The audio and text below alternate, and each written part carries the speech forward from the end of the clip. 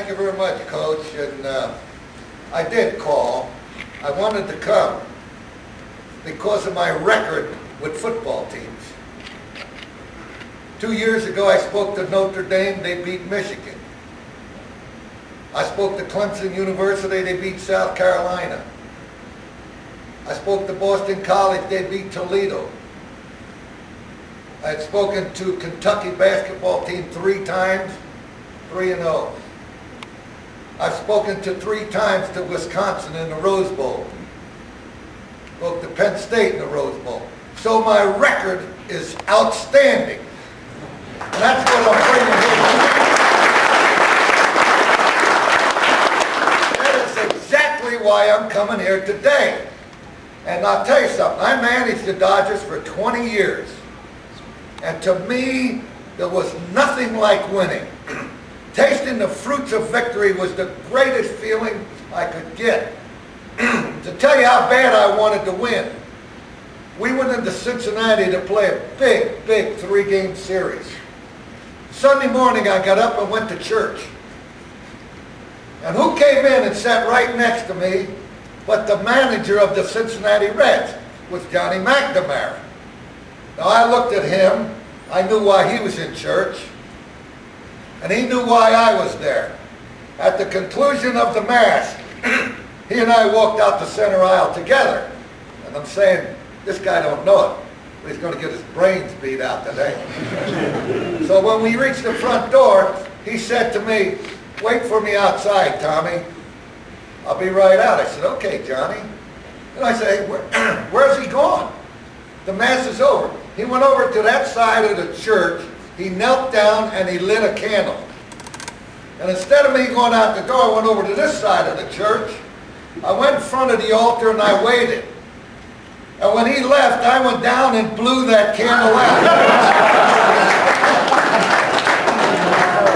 I knew one thing, he was not lighting that candle for a dead relative. And all throughout the game I kept hollering, "Hey Mac, it ain't going to work, pal." I blew it out.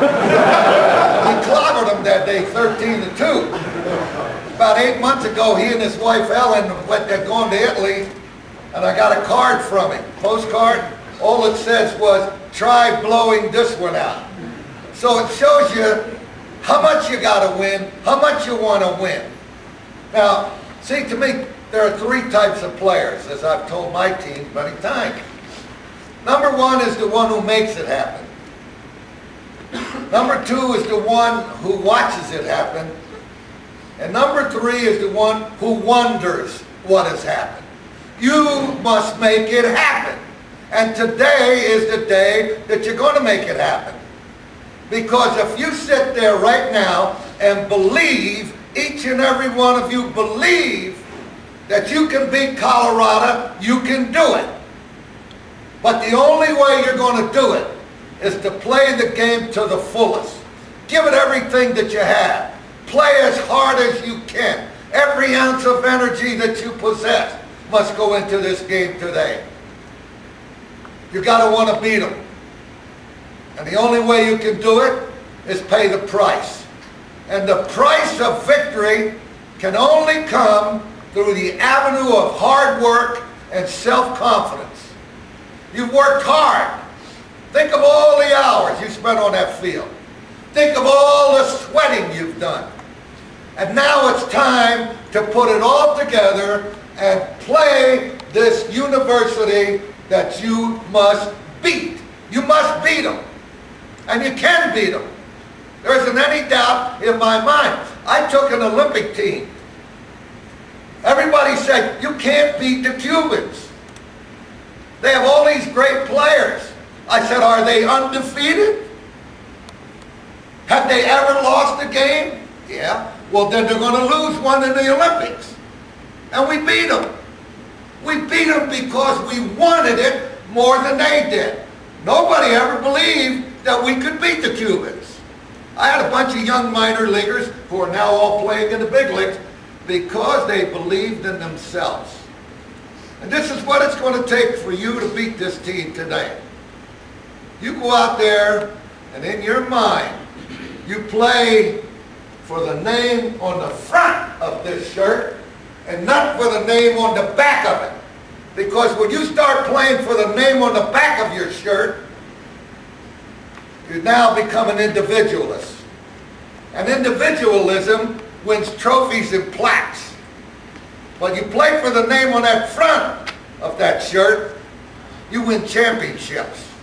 And if all of you, right here, right this group right here, you all get on one end of a rope and pull together,